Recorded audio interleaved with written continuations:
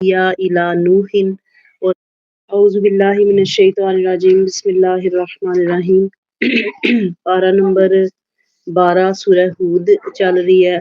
ہم پڑھ رہے تھے حضرت نوح علیہ السلام اور ان کی قوم کا تذکرہ. آج رکوع نمبر 4 وَأُوحِیَ إِلَىٰ نُوحٍ اور وحی کی گئی نوح علیہ السلام کی طرف انَّهُ لَن يُؤْمِنَ مِن قَوْمِکَ کہ آپ کی قوم سے ایمان نہیں لائیں گے الا بجز ان کے من قد آمنا جو ایمان لا چکے، جو ایمان لا چکے ان کے سوا اور لوگ ایمان نہیں لائیں گے. فلا تبتئس بما كانوا يفعلون پس آپ غمگین نہ ہوں اس سے جو وہ کیا کرتے ہیں. یہ حضرت نوح علیہ السلام کی طرف وحی کے الفاظ اللہ نے جیسے وحی ان کی طرف نازل ہوئی ویسے ہی نبی پاک صلی اللہ علیہ وسلم کو، چونکہ یہ قرآن پاک جو ہدایت کتاب ہدایت ہے یہ نبی پاک صلی اللہ علیہ وسلم کی طرف نازل ہو رہی ہے، تو اللہ اپنے جو گزشتہ انبیاء اور اقوام ہے جیسے جیسے ان کی طرف وحی کی گئی، پیغمبر بھیجے گئے، ان کا حوال اپنے محبوب علیہ الصلوۃ والسلام سے بیان فرما رہا ہے کہ پھر نوح علیہ السلام کو اللہ نے فرمایا کہ یہ جو لوگ ایمان لا چکے ہیں ان کے سوا لوگ ایمان نہیں لائیں گے، تو آپ غمگین نہ ہوں اس پہ جو وہ کیا کرتے ہیں، کیونکہ یہ صرف پیغمبروں کی بات نہیں ہے، یہ ہر اس مینٹور کی، ہر اس رہنما کی، ہر اس ہادی کی، ہر اس استاد کی یا والدین کی مینٹلٹی ہے کہ اگر اس کی بات کا اثر نہیں ہوتا تو ڈیفینیٹلی اس کا دل پریشان ہوتا ہے. کبھی ایسے ہوتا ہے کہ والدین ہمیں سمجھاتے ہیں، ہم اس بات کو اگنور کرتے ہیں تو ان کے دل دکھ سے بھر جاتے ہیں. اب ہم والدین کے عہدے پہ فائز ہیں، بچے جب ہماری بات نہیں مانتے، جب تنگ کرتے ہیں تو ہم بھی ہائپر ہو جاتے ہیں. اس چیز سے پہلے ہمیں دکھ پہنچتا ہے کہ یہ ہمیں ڈس اوبے کیوں کرتی ہیں، ہماری پیروی بات کی کیوں نہیں کرتے. تو یہی کیفیت پیغمبروں کے ساتھ بھی ہے کہ وہ غمگین ہو جایا کرتے تھے، دکھی ہو جایا کرتے. تو اللہ کیا فرما رہا ہے کہ آپ تکلیف میں نہ پڑیں، غمگین نہ ہوں اس سے جو وہ کیا کرتے ہیں. وَاصْنَعِ الْفُلْكَ اور بنائیے کشتی بِأَعْیُنِنَا ہماری آنکھوں کے سامنے، وَوَحْیِنَا اور ہمارے حکم سے، وَلَا تُخَاطِبْنِی اور نہ بات کیجیے مجھ سے فِی الَّذِینَ ان لوگوں کے بارے میں ظَلَمُوا جنہوں نے ظلم کیا، اِنَّہُم مُغْرَقُونَ وہ ضرور غرق کر دیے جائیں گے. اب یہ دیکھیں اللہ کیا فرما رہا ہے، وَاصْنَعِ الْفُلْكَ ایک کشتی بنا لیجئے، بِأَعْیُنِنَا ہماری آنکھوں کے سامنے، وَوَحْیِنَا اور ہمارے حکم سے. یہ کشتی بنانے کا جو حکم ہے یہ کیا ہے، اللہ کی طرف سے، حالانکہ وہاں پانی کا نام و نشان کوئی نہیں ہے. حضرت نوح علیہ السلام نے بھی یہ نہیں پوچھا کہ اللہ جی یہاں کشتی بنانے کا کیا مقصد ہے. پھر آپ کو اللہ کے حکم سے ایک کام مل گیا، آپ سارا دن وہ لکڑیاں کاٹتے، اس کے پشتے بناتے. ظاہر ہے ویسے ہی تو نہیں لکڑیاں جوڑ کے کشتی بنا دی جاتی. جن جن لوگوں نے سمندر کا اور دریا کا سفر کر رکھا، اب سیر کے لیے بھی بندے کشتیاں استعمال کرتے ہیں، دیکھتے ہیں کہ کشتی بنانے کے لیے بڑی ذہانت کی ضرورت ہوتی ہے کہ اس کے پشتے ایسے جوڑے جاتے ہیں، ان کو ایسے ترتیب دیا جاتا ہے کہ ذرا سا پانی بھی اس میں انٹر نہ ہو. آپ کشتی کے اندر بیٹھے ہوتے ہیں، حالانکہ دریا میں سمندر میں آپ سفر کر رہے ہوتے ہیں، لیکن ایک قطرہ پانی کا اس کے اندر نہیں ہوتا. تو وہ اس کا ڈیزائن ہے، وہ اس کی ترتیب ہے کہ اگر پانی کشتی کے اندر آنا شروع ہو جائے تو پھر اس کے ڈوبنے کے چانسز بن جاتے ہیں. تو یہ بڑا محنت طلب کام تھا. اب حضرت نوح علیہ السلام نے کیا کیا، وہ وقت جو تبلیغ دین پہ صرف ہوتا تھا وہ اللہ کے حکم پہ آپ نے کشتی بنانے پہ، وہ کشتی کوئی چھوٹی سی نہیں ہے، بہت بڑی کشتی آپ نے تیار کی اور بڑے دن بڑے مہینے کہنے لگ گئے. اچھا وہ اب عجیب نظارہ تھا نا کہ وہ نوح جو سارا دن قوم کے پیچھے پھرا کرتے تھے، اب انہوں نے کیا کیا، اب انہوں نے اگنور کرنا شروع کر دیا قوم کے معاملات کو. وہ کیا کر رہے ہیں، کس کی پوجا کر رہے ہیں، جھوٹ بول رہے ہیں، بددیانتی کر رہے ہیں، آپ ان کو نہ منع کرتے تھے نہ اب روکتے تھے. پھر انہم مغرقون اللہ نے فرما دیا کہ یہ سارے غرق کر دیے جائیں گے. وَيَصْنَعُ الْفُلْكَ اور نوح کشتی بنانے لگے. وَكُلَّمَا مَرَّ عَلَيْهِ مَلَأٌ مِّن قَوْمِهِ جب بھی سردار گزرتے ان کی قوم کے ان کے پاس سے، سَخِرُوا مِنْهُ تو مذاق اڑاتے.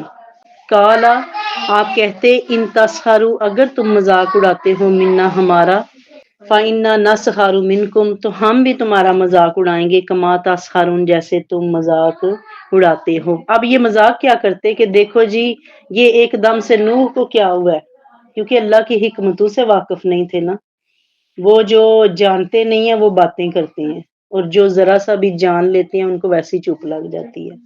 تو حضرت نوح علیہ السلام بھی خاموشی سے اپنا کام کرتے، اور وہ جب پاس سے گزرتے تو ٹھٹھے لگاتے، کہتے کہ یہ نوح کو کیا ہو گیا ہے، یہ تو چنگا بھلا کلمے کا درس دیتا تھا، لوگوں کے پیچھے پیچھے پھرا کرتا تھا، سارا دن قیامت کی اور رب کی باتیں بتاتا تھا، اس کو یہ کیا سوجی ہے کہ یہ اب لکڑیاں اکٹھی کرتا رہتا ہے اور بیٹھ کے تو کیل جوڑتا رہتا ہے، اس کو کیا ہو گیا ہے۔ پھر آپ نے دیکھیں انہیں اللہ کے راز بتانے کی بجائے کیا فرمایا کہ جیسے تم ہمارا مذاق اڑاتے ہو ایک دن آئے گا کہ ہم تمہارا مذاق اڑائیں گے۔ فَسَوْفَ تَعْلَمُونَ، تم جان لو گے، مَن یَأْتِیہِ عَذَابٌ یُخْزِیہِ، کس پر آتا ہے عذاب جو رسوا کرے گا، وَیَحِلُّ عَلَیہِ عَذَابٌ مُقِیمٌ، اور کون ہے اترتا ہے جس پر عذاب ہمیشہ رہنے والا۔ یہ اب آپ بتا رہے ہیں کہ تمہیں پتہ چل جائے گا، لیکن عذاب جس صورت میں بھی آئے انسان کو رسوا کر دیتا ہے۔ رسوائی کیا ہے؟ اللہ کی رحمت سے عذاب، خدا کی جب تک ہم پہ رحمت سایہ فگن رہتی ہے ہم عذاب سے دور رہتے ہیں، اور جب عذاب آتا ہے رحمت کی چادر پہلے چھین لی جاتی ہے اور پھر اللہ کا عذاب نازل ہوتا ہے۔ یوں نہیں ہوتا کہ ایک بندہ رحمت کے مزے بھی لوٹے اور عذاب بھی آئے، ایسے نہیں ہوتا۔ جب رحمت دور ہو جاتی ہے، اور کس وجہ سے ہوتی ہے؟ ہمارے اپنے اعمال کی وجہ سے۔ حتی اذا جاء امرنا، یہاں تک کہ جب ہمارا حکم آ گیا، وفارت تنور، اور ابل پڑا تنور، قل نحمل فیہا من کل زوجین اثنین، ہم نے نوح کو فرمایا سوار کر لو اس کشتی میں ہر جنس سے نر اور مادہ، وَأَهْلَكَ إِلَّا مَنْ سَبَقَ عَلَيْهِ الْقَوْلُ وَمَنْ آمَنَ، اور اپنے گھر والوں کو بھی سوائے ان کے جن پر پہلے ہو چکا ہے حکم اور جو ایمان لائے ہیں، وَمَا آمَنَ مَعَهُ إِلَّا قَلِيلٌ، اور آپ پر ایمان تھوڑے سے لوگ لائے تھے۔ اب اس کشتی میں نا جانور بھی جوڑے جوڑے سوار ہو گئے، اس کشتی پہ وہ لوگ بھی جو چند ایک تھے۔ دیکھیں قرآن حکیم نے چند کا لفظ استعمال کیا کہ وہ لوگ کوئی ہزاروں کی تعداد میں نہیں تھے، حالانکہ قوم تو لاکھوں کی تعداد میں تھی، تو وہ جو ایمان والے تھے وہ سینکڑوں کی تعداد میں ہوں گے جن کو چند اللہ نے فرما دیا۔ وقال ارکبوا فیہا، نوح نے کہا سوار ہو جاؤ اس کشتی میں، بسم اللہ مجریہا و مرساہا، اللہ کے نام کے ساتھ ہی اس کا چلنا ہے اور لنگر انداز یعنی رکنا ہے۔ ان ربی لغفور الرحیم، بے شک میرا پروردگار غفور اور رحیم ہے۔ یہاں ہمیں ایک چیز یہ بھی سامنے آتی ہے کہ کوئی چیز چاہے کتنی ہی پاورفل کیوں نہ ہو، وہ اللہ کے حکم سے چلتی ہے، اللہ کے حکم سے منزل پہ پہنچاتی ہے۔ ہم اگر کہیں کہ جہاز کا سفر زیادہ سٹیبل ہے، یا ٹرین کا سفر زیادہ آرام دہ ہے، یا ڈائیو کا سفر زیادہ آرام دہ ہے، ہر وہ سفر آرام دہ ہے جس کو میرا رب سیف اینڈ ساؤنڈ بنائے، اور جب وہ کسی چیز کو تباہ و برباد کرنے کا ارادہ کرتا ہے تو ایک یہ یہود و نصارہ نے مل کے ایک ٹائٹینک جہاز بنایا تھا، اور اس جہاز کو جب لانچ کیا گیا تھا، جب اس کو سمندر میں اتارا جا رہا تھا، تو ان کے الفاظ کیا تھے کہ مسلمانوں کا رب بھی اس کو ڈبو نہیں سکتا۔ یہ وہ اپنی ساخت کے لحاظ سے، وہ اپنی جو ہے بناوٹ کے لحاظ سے، وہ اپنے منو ٹنو خربوں لوہے کے اس کے وزن کے لحاظ سے نوح کی کشتی سے کئی گنا بڑا جہاز اور طاقتور جہاز تھا۔ تو انسان اپنی طاقتوں پہ بھروسہ کرتا ہے، لیکن اللہ کی طاقت کے آگے انسان کی طاقت کوئی اہمیت نہیں رکھتی۔ تو جب وہ جہاز جو ہے وہ تباہ ہونے لگا تھا، تو سمندر میں موجود صرف پہاڑ، اس کا برف کا ایک تودہ تھا جس کے ساتھ اس کا ایک کونا ٹکرایا تھا، اور وہ جہاز دو حصوں میں تقسیم ہو گیا تھا۔ اس کے کیا لیں دو ٹکڑے ہو گئے، ایک ٹکڑا تو دنیا کو مل گیا اور ایک آج تک ملا ہی کوئی نہیں ہے کہ وہ کہاں جا کے وہ دنس گیا ہے سمندروں کی تہہ میں۔ تو یہ اللہ کی قدرتیں ہیں جن کو بندہ جب چیلنج کرتا ہے تو پھر اللہ تعالیٰ بتاتا ہے کہ تم میری قدرت کے آگے کوئی وقت نہیں رکھتے۔ تو حضرت نوح علیہ السلام نے دیکھیں کشتی تو آپ نے تیار کی ہے، چاہیے تو یہ تھا کہ آپ اس کی وہ بتاتے لوگوں کو خاصیت کہ میں نے یہ لکڑی استعمال کی ہے، اتنی کیلیں لگائی ہیں، اتنا میں نے سیف اینڈ ساؤنڈ بنایا ہے۔ نہیں، یہ چیز نہیں آپ نے بیان فرمائی. آپ نے اپنی قوم کو سوار کرتے ہوئے اہل ایمان کو کیا فرمایا کہ بسم اللہ مجریہا و مرساہا، کہ اللہ کے نام سے ہی اس نے چلنا ہے اور اللہ کے نام سے ہی اس نے رکنا ہے. یعنی یہ دیکھیں، یہ پیغمبروں کی شان ہے کہ وہ کسی کام کو اپنی طرف منسوب نہیں کرتے، ہر خیر کے کام کو اللہ کی طرف موڑ دیتے ہیں. وَهِيَ تَجْرِي بِهِمْ فِي مَوْجٍ كَالْجِبَالِ، اور وہ چلنے لگی انہیں لے کے ایسی موجوں میں جو پہاڑ کی مانند ہیں. وَنَادَى نُوحٌ، اور پکارا نوح علیہ السلام نے ابنہ، اپنے بیٹے کو. وَكَانَ فِي مَعْزِلٍ، اور وہ ان سے الگ تھا. یا بنیہ، اے میرے بیٹے، ارکب سوار ہو جا، مانا ہمارے ساتھ. وَلَا تَكُن مَعَ الْكَافِرِينَ، کافروں کے ساتھ مت جاؤ.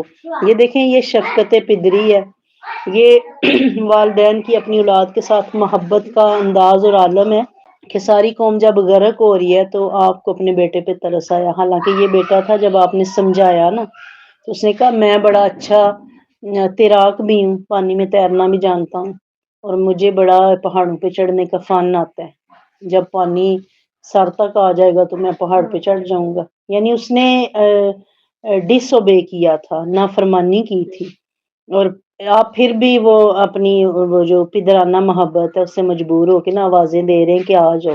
ابھی بھی یعنی نجات کا وقت ہے، معافی اللہ سے مانگ لو، آ جاؤ اور تباہ ہونے سے بچ جاؤ گے، کافروں کے ساتھ نہ ملو. کالا، بیٹے نے کہا، ساوی لا جابا نہیں یا سیمونی، مجھے کشتی کی ضرورت نہیں، میں پناہ لے لوں گا کسی پہاڑ کی. یا سیمونی من الماء، وہ مجھے پانی سے بچا لے گا. کالا، آپ نے کہا، لا عصیم الیوم، اب بیٹا آج کوئی بچنے والا نہیں ہے، من امر اللہ، اللہ کے حکم سے، الا من رحمہ، سوائے اس کے جس پہ اللہ رحم فرمائے. وحال بینہما الموج، اسی اسنا میں حائل ہوگی ان کے درمیان موج. فکان من المغرقین، پس وہ ہو گیا ڈوبنے والوں سے. یہ دیکھیں، جب وہ طوفان آ چکا تھا تو آپ اپنے بیٹے سے کہہ رہے ہیں، وہ کہہ رہا ہے کہ نہیں نہیں، مجھے تمہاری کشتی کی ضرورت نہیں ہے، میں بھی پہاڑ پہ چڑھ جاؤں گا. یہ کیا تھا؟ یہ تکبر تھا، یہ بھروسہ تھا اپنے فن پہ کہ میں اڑنا بھی جانتا ہوں، میں تیرنا بھی جانتا ہوں، میں چڑھ سکتا ہوں پہاڑوں پہ بھی. تو یہ ساری کی ساری فنکاریاں اور فن درے کے درے رہ جاتی ہیں، سب ٹھاٹ پڑا رہ جاوے گا جب لاد چلے گا بنجارا.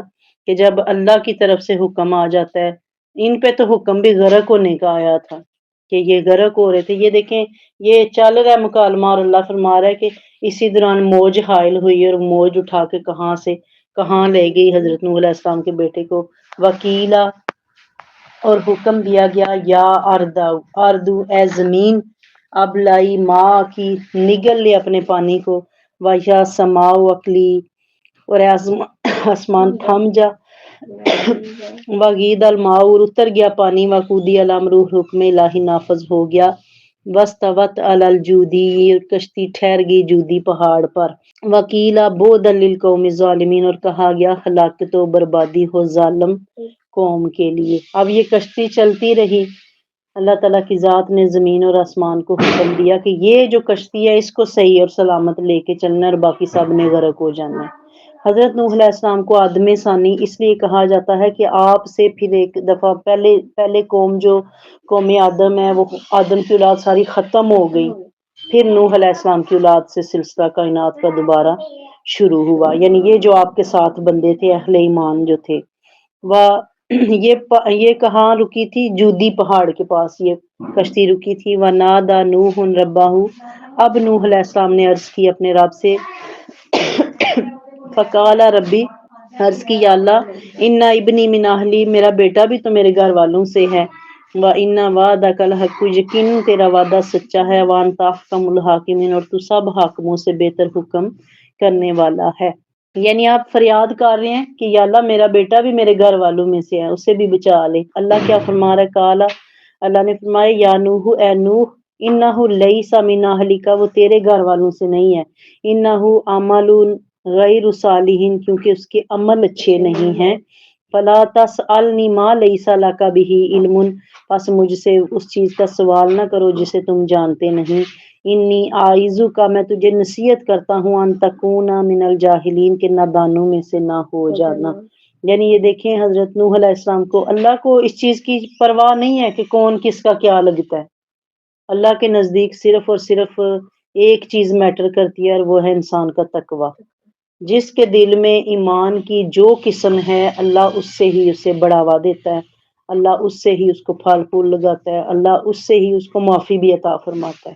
یہاں نوح علیہ السلام نے تھوڑی سفارش کرنے کی کوشش کی ہے اپنے بیٹے کے لیے، تو اللہ نے کیا فرمایا کہ وہ بے عمل ہے، اس کا تیرے ساتھ کوئی تعلق نہیں ہے. کالا اپنے عرض کی ربی انی اعوذ بکا، رب میں پناہ مانگتا ہوں، ان اسالہ کا ما لیس لی بہ علم، کہ میں سوال کروں تجھ سے ایسی چیز کا جس کا مجھے علم نہیں ہے. حالانکہ پیغمبر تھے، اتھارٹی رکھتے تھے کہ اللہ کی بارگاہ میں پھر سے سوال کرے کہ یا اللہ، یہی کہہ دیتے کہ یا اللہ اسے توفیق دے دے، وہ معافی مانگ لے، اللہ تو سب کچھ کر سکتا ہے. لیکن آپ نے فوراً سے رجوع کیا کہ یا اللہ مجھے معاف فرما دے، وَإِلَّا تَغْفِرْ لِي، اگر تو مجھے نہ بخشے گا، وَتَرْحَمْنِی، اگر تو مجھ پہ رحم نہیں فرمائے گا، أَكُن مِّنَ الْخَاسِرِينَ، تو میں یقیناً نقصان اٹھانے والوں میں سے ہو جاؤں گا. قیلا، ارشاد ہوا، یا نوح، اے نوح علیہ السلام، اہبط بالسلام منا، اتریے امن اور سلامتی کے ساتھ، و برکات، اور برکتوں کے ساتھ، علیکا جو آپ پر ہیں، و علی امم ممن معک، اور ان قوموں پر جو آپ کے ہمراہ ہیں، و امم سنمتعہم، اور آئندہ کچھ قومیں ہوں گی، سنمتعہم، ہم انہیں لطف اندوز کریں گے، ثم یمسہم منا عذاب علیم، پھر انہیں پہنچے گا ہماری طرف سے دردناک عذاب. تلک من انباء الغیب، یہ غیب کی خبریں ہیں، نوحیہا الیک، جنہیں ہم آپ کی طرف وحی کر رہے ہیں، ما کنت تعلمھا، آپ انہیں نہیں جانتے تھے، انت ولا قومک، نہ ہی آپ کی قوم، من قبل ھذا، اس سے پہلے، فاصبر، آپ صبر کیجئے، ان العاقبۃ للمتقین، بے شک انجام پرہیزگاروں کے لیے ہے. اب یہ آیت مبارکہ کہ اللہ نے حضرت نوح علیہ السلام کو کشتی سے امن کے ساتھ اتارا، اور کیا فرمایا کہ آپ کو رحمتیں بھی ملیں گی، آپ کو برکتیں بھی ملیں گی. یعنی جب وہاں سے زندگی ختم ہوئی ہے، گھر بار سارا کچھ چھوڑ کے آپ ہجرت کر کے کشتی میں سوار ہو کے ایک ایسی جگہ پہ آ گئے ہیں جو غیر آباد ہے، جودی پہاڑ، وہاں پہ بھی زندگی تو اب شروع ہو رہی ہے، کوئی نعمت نہیں ہے، کوئی ایسی چیز نہیں، لیکن اللہ کیا تسلی دے رہا ہے کہ یہاں رحمتیں بھی ملیں گی اور برکتیں بھی ملیں گی، اور ہم آپ کو لطف اندوز کریں گے. یعنی اللہ کیا فرما رہا ہے کہ میرے لیے تم نے جب سب کچھ چھوڑ دیا تو اب تمہیں سب کچھ ہی دیا جائے گا. پھر اللہ کیا فرما رہا ہے کہ یہ آخری آیت جو ہے یہ نبی پاک صلی اللہ علیہ وسلم کی طرف پلٹ رہی ہے کہ اے محبوب، یہ غیب کی خبریں ہیں جو ہم آپ کو پہنچا رہے ہیں.